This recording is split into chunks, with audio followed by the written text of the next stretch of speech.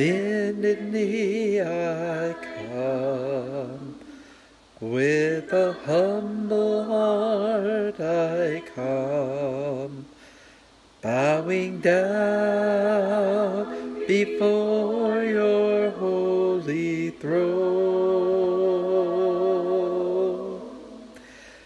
lifting holy hands to you, as I pledge my love anew. I worship you in spirit, I worship you in truth. Make my life a holy praise unto you.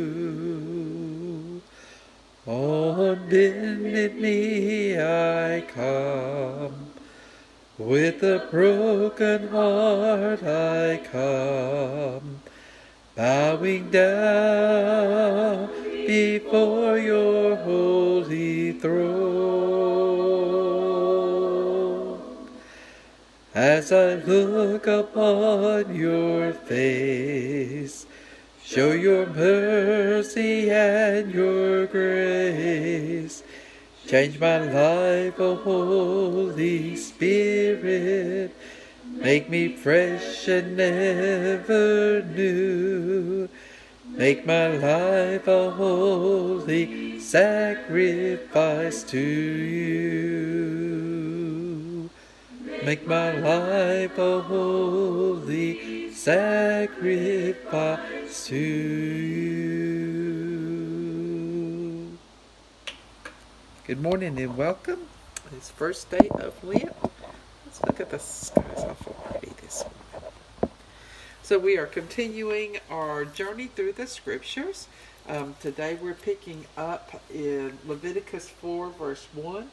This is still about 1445 BC, a year after the Israelites have left Egypt, and we're picking up with the procedures for the sin offering. Then the Lord said to Moses, "Give the Israelites the following instructions for dealing with those who sin unintentionally by doing anything forbidden by the Lord's commands. If the high priest sins, bringing guilt upon the entire community, he must bring to the Lord a young bull with no physical defects.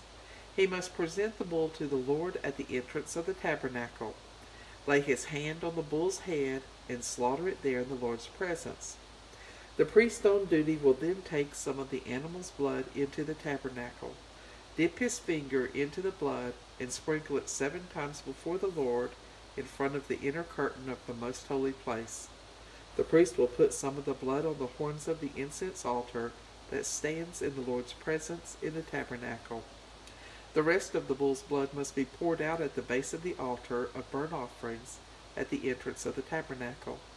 The priest must remove all the fat around the bull's internal organs, the 2 kidneys with the fat around them near the loins, and the lobe of the liver. Then he must burn them on the altar of burnt offerings, just as is done with the bull or cow sacrificed as a peace offering. But the rest of the bull, its hide, meat, head, legs, internal organs, and dung, must be carried away to a ceremonially clean place outside the camp, the place where the ashes are thrown. He will burn it all on a wood fire in the ash heap. If the entire Israelite community does something forbidden by the Lord, and the matter escapes the community's notice, all the people will be guilty. When they discover their sin, the leaders of the community must bring a young bull for a sin offering and present it at the entrance of the tabernacle. The leaders must then lay their hands on the bull's head and slaughter it there before the Lord. The priest will bring some of its blood into the tabernacle, dip his finger into the blood, and sprinkle it 7 times before the Lord in front of the inner curtain. He will then put some of the blood on the horns of the incense altar that stands in the Lord's presence in the tabernacle. The rest of the blood must then be poured out at the base of the altar of burnt offerings at the entrance of the tabernacle. The priest must remove all the animal's fat and burn it on the altar, following the same procedure as with the sin offering for the priest. In this way, the priest will make atonement for the people, and they will be forgiven. The priest must then take what is left of the bull outside the camp and burn it there, just as is done with the sin offering for the high priest. This is a sin offering for the entire community of Israel. If one of Israel's leaders does something forbidden by the Lord his God, he will be guilty even if he sinned unintentionally. When he becomes aware of his sin, he must bring as his offering a male goat with no physical defects. He is to lay his hand on the goat's head and slaughter it before the Lord at the place where burnt offerings are slaughtered. This will be his sin offering. Then the priest will dip his finger into the blood of the sin offering, put it on the horns of the altar of burnt offerings, and pour out the rest of the blood at the base of the altar. He must burn all the goat's fat on the altar, just as is done with the peace offering. In this way the priest will make atonement for the leader's sin, and he will be forgiven. If any of the citizens of Israel do something forbidden by the Lord, they will be guilty even if they sinned unintentionally. When they become aware of their sin, they must bring as their offering a female goat with no physical defects. It will be offered for their sin. They are to lay a hand on the head of the sin offering and slaughter it at the place where burnt offerings are slaughtered. The priest will then dip his finger into the blood, put the blood on the horns of the altar of burnt offerings, and pour out the rest of the blood at the base of the altar. Those who are guilty must remove all the goat's fat, just as is done with the peace offering. Then the priest will burn the fat on the altar, and it will be very pleasing to the Lord. In this way the priest will make atonement for them, and they will be forgiven. If any of the people bring a sheep as their sin offering, it must be a female with no physical defects. They are to lay a hand on the head of the sin offering and slaughter it at the place where the burnt offerings are slaughtered. The priest will then dip his finger into the blood, put it on the horns of the altar of burnt offering, and pour out the rest of the blood at the base of the altar. Those who are guilty must remove all the sheep's fat, just as is done with the sheep presented as a peace offering. Then the priest will burn the fat on the altar on top of the offerings given to the Lord by fire. In this way the priest will make atonement for them, and they will be forgiven. Sins requiring a sin offering, beginning in Leviticus 5, verse 1. If any of the people are called to testify about something they have witnessed, but they refuse to testify, they will be held responsible and be subject to punishment. Or if they touch something that is ceremonially unclean, such as the dead body of an animal that is ceremonially unclean, whether a wild animal, a domesticated animal, or an animal that scurries along the ground, they will be considered ceremonially unclean and guilty, even if they are unaware of their defilement, or if they come into contact with any source of human defilement. Even if they don't realize they have been defiled, they will be considered guilty as soon as they become aware of it. Or if they make a rash vow of any kind, whether its purpose is for good or for bad, they will be considered guilty even if they were not fully aware of what they were doing at the time. When any of the people become aware of their guilt in any of these ways, they must confess their sin and bring to the Lord as their penalty a female from the flock, either a sheep or a goat.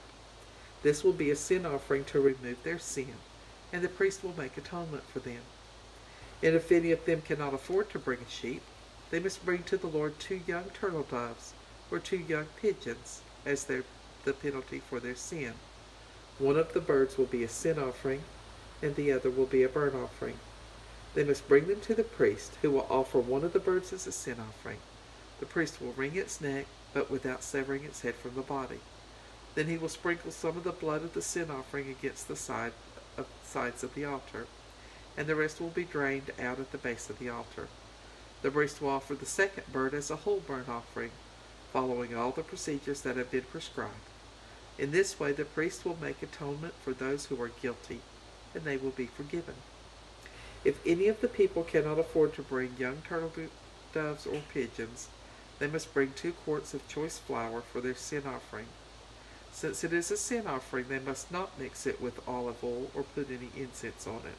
They must take the flour to the priest, who will scoop out a handful as a token portion.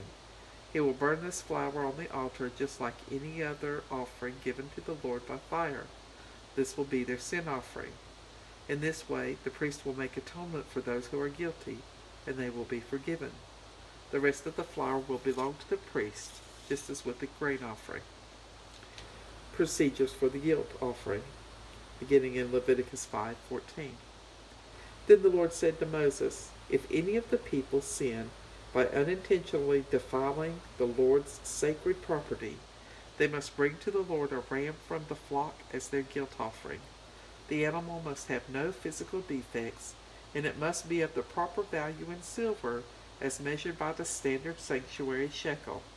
They must then make restitution for whatever holy things they have defiled by paying for the loss, plus an added penalty of 20%. When they give their payments to the priest, he will make atonement for them with the ram sacrificed as a guilt offering, and they will be forgiven. If any of them sin by doing something forbidden by the Lord, even if it is done unintentionally, they will be held responsible. When they become aware of their guilt, they must bring to the priest a ram from the flock as a guilt offering.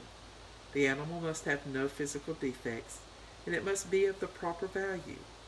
In this way, the priest will make atonement for those who are guilty, and they will be forgiven. This is a guilt offering, for they have been guilty of an offense against the Lord." Sins requiring a guilt offering, beginning in Leviticus 6, verse 1. And the Lord said to Moses, "Suppose some of the people sin against the Lord by falsely telling their neighbor that an item entrusted to their safekeeping has been lost or stolen. Or suppose they have been dishonest with regard to a security deposit, or they have taken something by theft or extortion. Or suppose they find a lost item and lie about it, and then deny something while under oath, or they commit any other similar sin. If they have sinned in any of these ways and are guilty, they must give back whatever they have taken by theft or extortion, whether a security deposit or property entrusted to them, or a lost object that they claimed as their own, or anything gained by swearing falsely. When they realize their guilt, they must restore the principal amount plus a penalty of 20% to the person they have harmed. They must bring a guilt offering to the priest, who will present it before the Lord. This offering must be a ram with no physical defects or the animal's equivalent value in silver. The priest will then make atonement for them before the Lord, and they will be forgiven. Further instructions for the burnt offering, beginning in Leviticus 6, verse 8.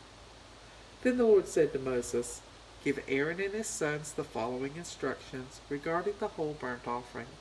The burnt offering must be left on the altar until the next morning, and the altar fire must be kept burning all night.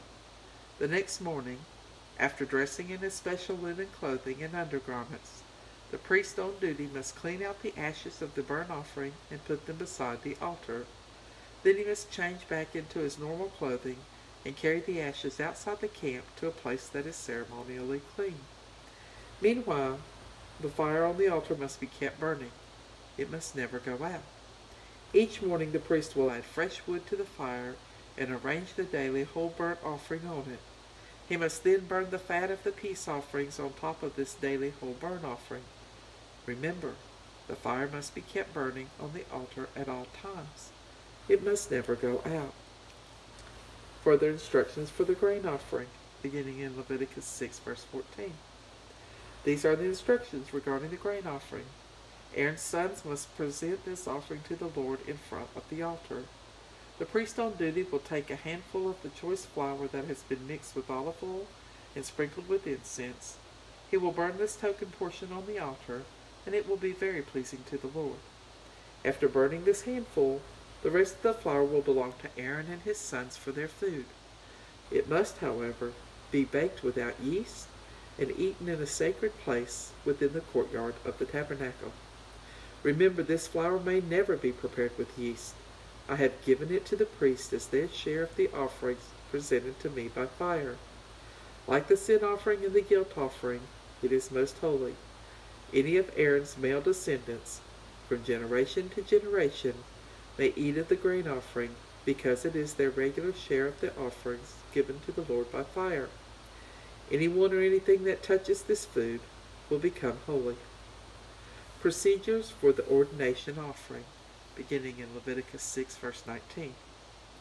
And the Lord said to Moses, On the day Aaron and his sons are anointed, they must bring to the Lord a grain offering of 2 quarts of choice flour, half to be offered in the morning, and half to be offered in the evening. It must be cooked on a griddle with olive oil, and it must be well mixed and broken into pieces. You must present this grain offering, and it will be very pleasing to the Lord. As the sons of the priests replace their father, they will be inducted into office by offering this same sacrifice on the day they are anointed. It is the Lord's regular share, and it must be completely burned up. All such grain offerings of the priests must be entirely burnt up. None of the flour may be eaten. Further instructions for the sin offering, beginning in Leviticus 6, verse 24. Then the Lord said to Moses, Give Aaron and his sons these further instructions regarding the sin offering. The animal given as a sin offering is most holy and must be slaughtered in the Lord's presence at the place where the burnt offerings are slaughtered. The priest who offers the sacrifice may eat his portion at a sacred place within the courtyard of the tabernacle. Anything or anyone who touches the sacrificial meat will become holy, and if the sacrificial blood splatters anyone's clothing, it must be washed off in a sacred place. If a clay pot is used to boil the sacrificial meat, it must be broken. If a bronze kettle is used, it must be scoured and rinsed thoroughly with water. Only males from a priest's family may eat of this offering, for it is most holy. If, however, the blood of a sin offering has been taken into the tabernacle to make atonement in the holy place for the people's sins, none of that animal's meat may be eaten. It must be completely burned up. The word of God for the people of God. Thanks be to God. We're hearing so many of these details about the blood and the laying on of hands and kind of transferring that guilt, that taking responsibility for the sin of the person and laying it on that substitution to atone for their sins. This, to me, throws back to in the Garden of Eden when man first sinned and brought death into the world, and man taking responsibility for bringing death into the world, and of course foreshadows the cross and Jesus making that atonement. But a very integral part of the story is us taking responsibility for our individual sins and for our sins on larger scales, whether it's as a congregation or as a country or just as all humanity, mankind. So on this Ash Wednesday, as God would have it, we're still in the middle of these sacrifices and contemplating death brought into God's creation because of man's sin and the way out that God provides us. So again, we want to reflect on that and embrace this first day of Lent, embrace some heavy self-reflection and see if we've been running through life and not spending enough time reflecting on ways we're getting out of line with what God's will for us and towards our fellow man. And with that, our second hymn this morning invites us to really consider our heart, soften our heart. With my eyes are dry. So I hope you know it. Take a deep breath and sing along with me. Whoops. Let's try that again. Eyes are dry, my faith is old, my heart is hard, my prayers are cold, and I know how I ought to be alive to you and dead to be. What can be done to an old heart like mine? Soften it up with oil and wine. The oil is you, your spirit of love. wash me anew in the wine of your blood. My eyes are dry, my faith is old, my heart is hard, my prayers are cold, and I know how I ought to be alive to you and dead to me. What can be done to an old heart like mine? Soften it up with oil and wine. The oil is you, your spirit of love. Please wash me anew in the wine of your blood. The oil is you, your spirit of love. Please wash me anew in the wine of your blood. Hope you'll come back this evening and join us at 7 for our Lenten Reflection. And pray that the bad weather holds off so we can do that from the church building. Mary Neal and I can make it safely there and home. And anyway, I want to say good morning to people who are joining us by email and text. Good morning, Jim and Peggy. Good morning, Shirley. Good morning, Rhonda. Good morning, Pam. Good morning, Karen. Good morning, Gay. Glad to have everyone with us. We do have an event on our Facebook page for tonight's Lenten Reflection, so if you would share that, that would be awesome. And I'll see y'all back this evening at 7.